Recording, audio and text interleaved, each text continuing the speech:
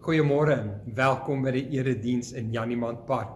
En dis vir my verskriklik lekker om jou te groet in die naam van die Vader en die Seun en die Heilige Gees. Ons gaan begin en 'n pragtige lied sing, lied 163, soos 'n wildsbok wat smag na waterstrome.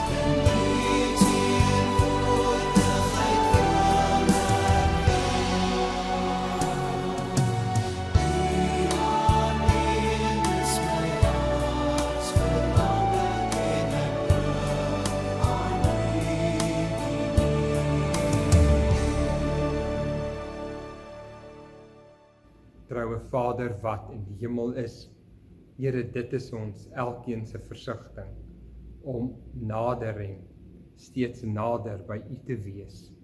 Here, ons aanbid U in hierdie oggend as ons koning, as die een wat vir ons helder waterstrome oopbreek, die een wat ons hulp en ons krag is. Ons bely, Here, dat ons aan U behoort en dankie dat ons deur die bloed van U Seun U kinders genoem mag word. Here, ons het by mekaar gekom om vanoggend niks anders te hoor nie as U woord. En daarom bid ons, Here, dat U deur Psalm 3 wat ons vanoggend lees, Here, dat U met elkeen van ons sal praat. Dit is ons gebed, Vader, in die naam van Jesus, ons Here. Amen. Ons lees uit Psalm 3. Hulp kom net van die Here af. 'n Psalm van Dawid toe hy vir Absalom gevlug het. Ek het so baie vyande, Here, baie kom in opstand teen my. Daar is talle wat van my sê, van God kom daar vir hom geen hulp nie. Maar U, Here, U beskerm my aan alle kante. U herstel my eer en my aansien. As ek na die Here roep, antwoord hy my van sy heilige berg af. As ek gaan lê, slaap ek goed. Ek word ook weer wakker, want die Here sorg vir my. Ek is nie bang vir 10,000 mense wat van alle kante af op my toesak nie. Kom tog, Here, help my, my God. U het nog altyd my vyande se mag verbreek. U het die aanval van die goddeloses afgeslaan. Hulp kom net van die Here af. U laat dit goed gaan met U volk. As ek 'n opskrif oor Psalm 3 moes skryf, sou ek gewoon kon sê, hulp kom net van die Here af. Na Saul se selfdood het Dawid koning geword in Jerusalem. En hy was 'n baie goeie koning. Dinge het egter stelselmatig vir hom begin skeefloop. En op 'n stadium moes Dawid voor sy seun Absalom vir sy lewe vlug. Dit het byna gelyk of dit klaar praat met Dawid was. Hy moes vlug met net 'n handjievol van sy getrouste en loyaalste ondersteuners. En dis presies op hierdie punt wat ons in Psalm 3 vers 1 lees, 'n Psalm van Dawid, toe hy vir sy seun gevlug het. So gesien kan mens vers 2 ook beter verstaan, waar ons hoor as Dawid sê, ek het so baie vyande, Here, baie kom in opstand teen my. Ek hoor eintlik vir Dawid sê, ek het soveel probleme, Here. So benard was sy situasie, dat die mense selfs gesê het, die Here kan hom nie help nie. Van God kom daar vir hom geen hulp, lees ons in vers 3. Mens wil byna sê, maar wat 'n toestand. Ons lees die agtergrond van hierdie gebeure baie meer volledig in 2 Samuel 14 en 15. 'n Mens sou ook kon vra, maar hoe is dit moontlik dat 'n suksesvolle koning, die man wat 'n man na God se hart genoem is, dat hy sulke probleme kon ondervind? Wel, ek dink, dit wys gewoon dat gelowiges ook werklike probleme kan hê. Om 'n Christen te wees en 'n Christen te bly, verlos jou nie noodwendig van die probleme waarmee alle ander mense worstel nie. So hewig kan 'n mens se laste raak, dat dit te erg word om te dra, dat jy totaal oorweldig voel. So skerp kan dit word, dat jou hart wil breek en dan hoor 'n mens die bose jou tart en sê, moenie eens oorweeg om na die Here te kyk nie. Hy sal jou nie help nie, nie hierdie keer nie, en ook nie weer nie. Maar weet jy, ek lees dat byna 100% van al die noutes waardeur mense en gelowiges gaan, dat hulle daardeur altyd geestelik groei. Ek lees van ons Here Jesus wat in die versoekinge in die woestyn in die krag van die Gees dit oorwin het, dat hy dan uit die wildernis terugkeer in die krag van die Gees, gereed om te doen waarvoor hy gestuur is. Want dit is juis die woestyne in ons lewe wat 'n mens in die krag van die Gees oorwin en sterker daar uitkom. Juis in die woestyntye word jy meer seker van God se hulp en sy nabyheid. Is juis in die woestyntye dat jy ontdek, daar is elke môre manna. Daar's teen die middag altyd kwartels. Dis in die woestyn waar daar 'n wolk is wat jou bedags die rigting wys en 'n vuurkolom snags wat jou leiding gee. Vra maar vir enigeen wat deur sy eie woestyn geworstel het. Hulle getuig spontaan, maar deur die genade van die Here, in die krag van die Gees, het ek en het ons daardeur gekom.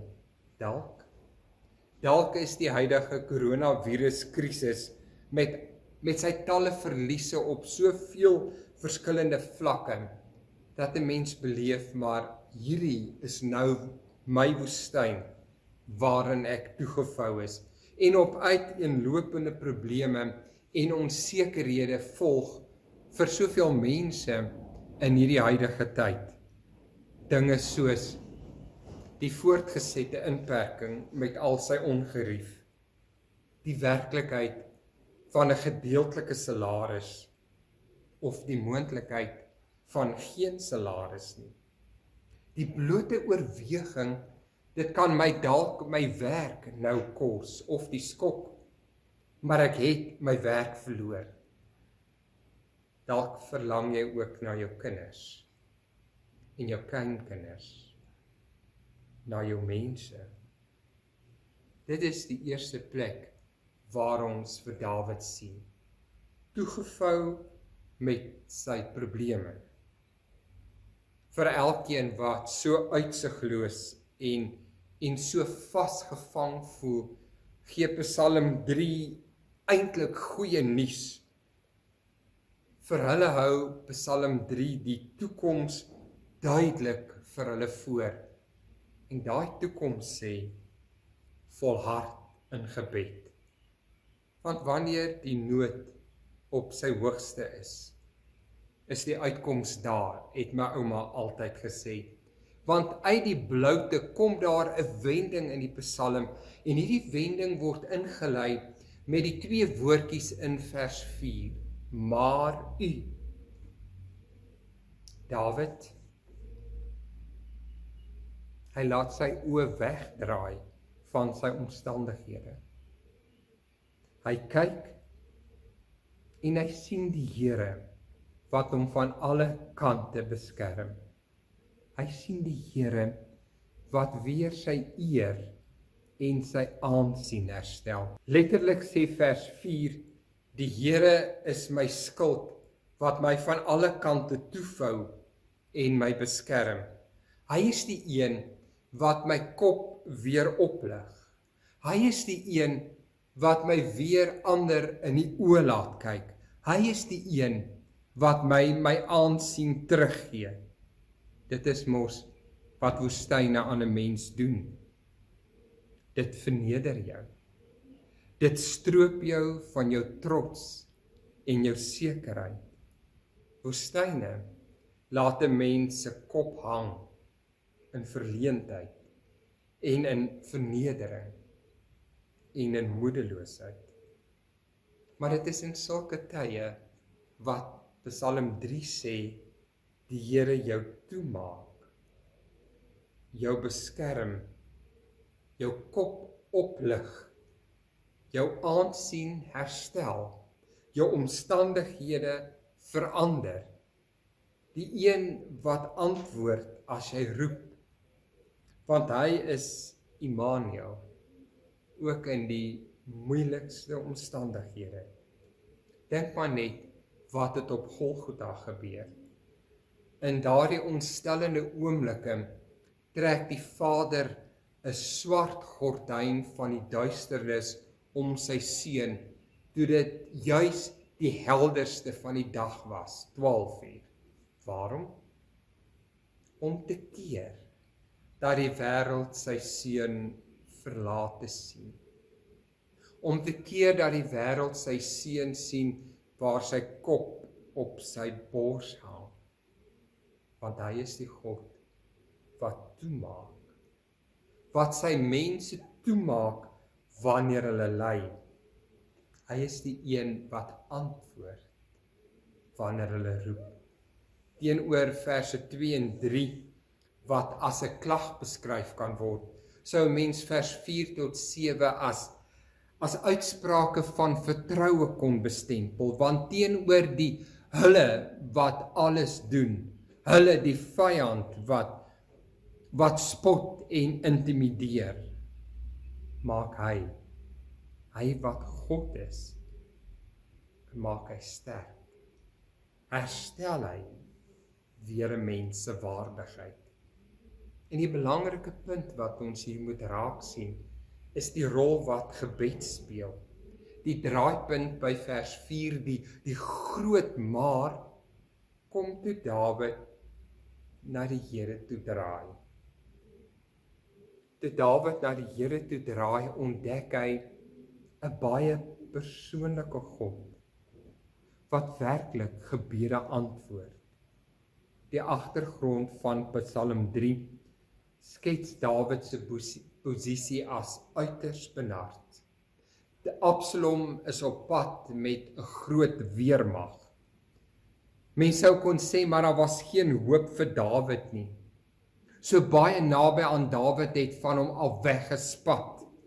Sy eie seun is op pad om hom dood te maak. Wat doen Dawid heel eerste? Sê Psalm 3. Hy gaan staan voor die Here.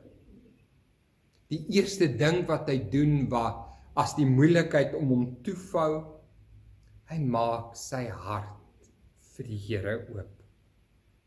Die eerste liefde van Dawid se lewe is die lewende God, na wie hy in vertroue hom wend as hy sê, kom tog Here, kom help my Here, U het nog altyd gehelp.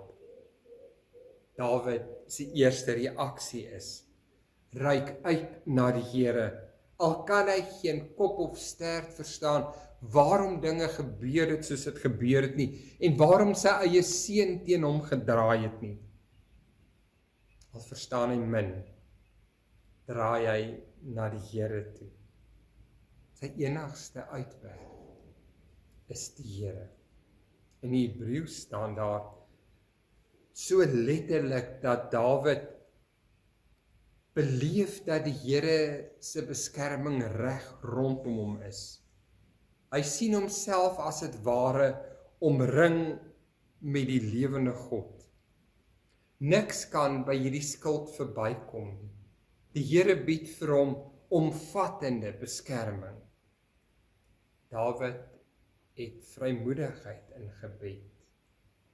Hy waag om te bid dat hierdie Here sy totale omstandighede sal verander, hierdie haglike omstandighede.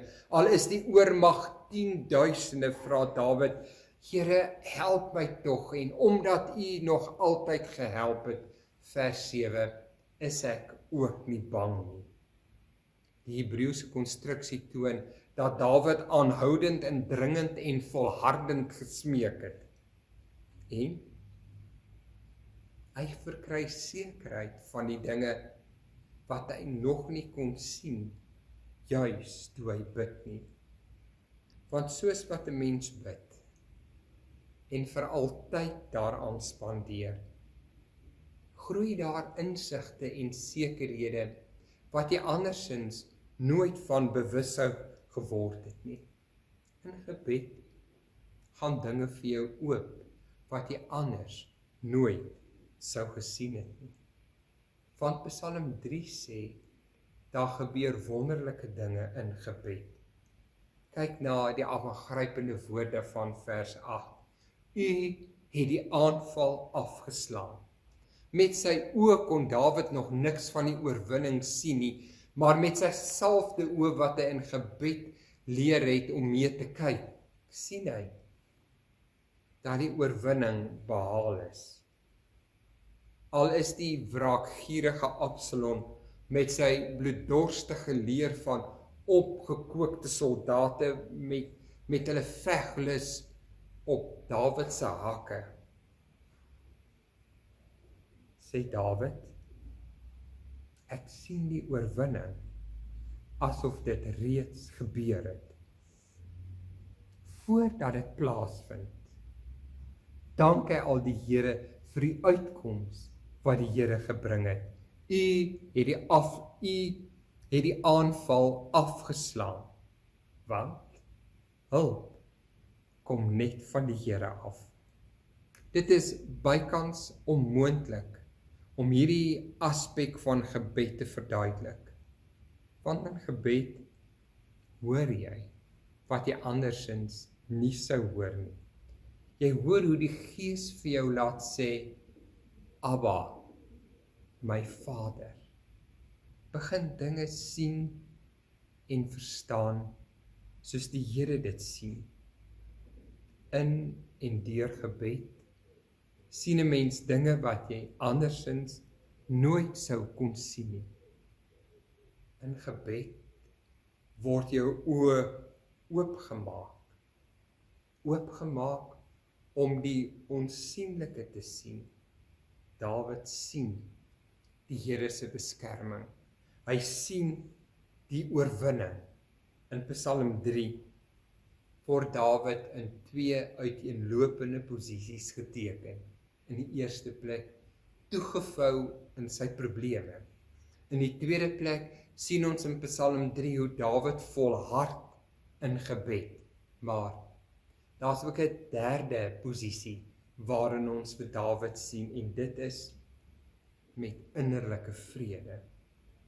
Hy het soveel vrede dat die skild van die Here om hom gevou is.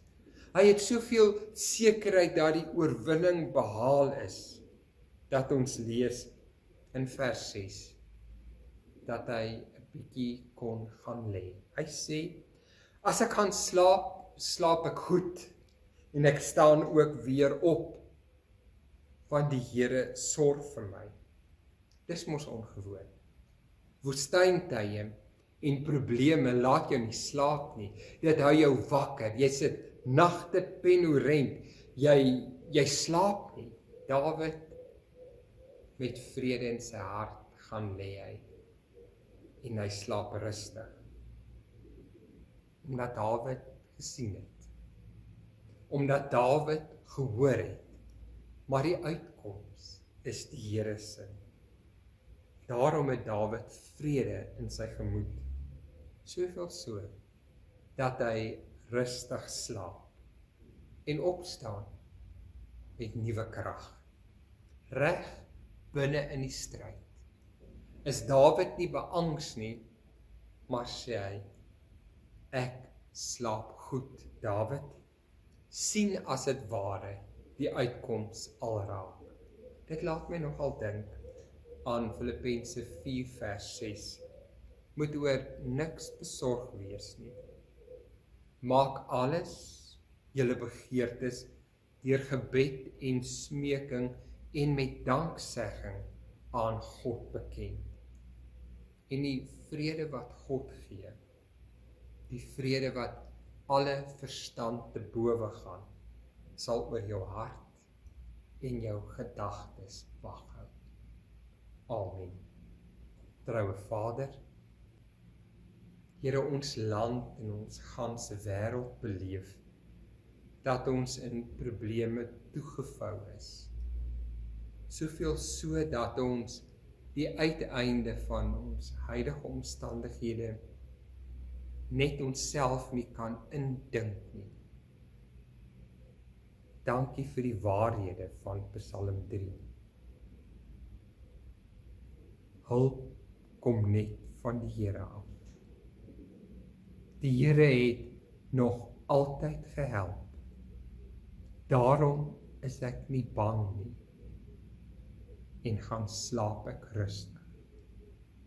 Here, ons bid vir ons land en sy mense. Here, ons bid vir ons regering wat met baie wysheid die bestuur van die inperking en die uitfasering daarvan elke dag oor moet leiding gee. Here, ons bid vir ons gemeente, vir elke lidmaat, vir elke kind wat by die huis ronddrentel en nie in die skool kan wees nie. Here, saam met Dawid, roep ons, Here, help ons. Dankie dat U hoor as ons vra. In Jesus se naam bid ons. Amen. Ons sing die pragtige lied 266, Ons Vader wat in die hemel is saam.